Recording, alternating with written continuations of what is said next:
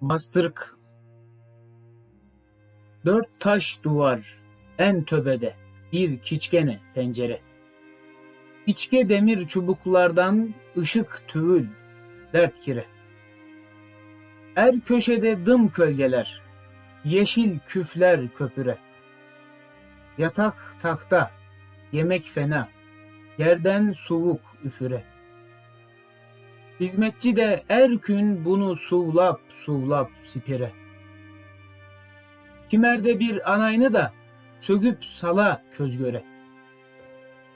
Akşamları bu kara ülge, kara perdeler kere. Yalnızlıklar yangız canga, canlı tüşler köstere. Garip yürek çapalana, tenler tükler ürpere. Kozmi gönül avelenip alçala bomboş yerge. Nöbetçiler gece gündüz karap cürip tezkere. Kapıdaki avır kilitni er saat 4-5 kere.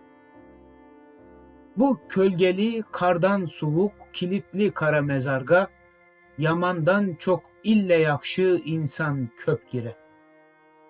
Kirgenden son işleri belli, tura tura ya çüre. Ya da haksız azaplarga dayan almay, delire. Numan Çelebi Cihan.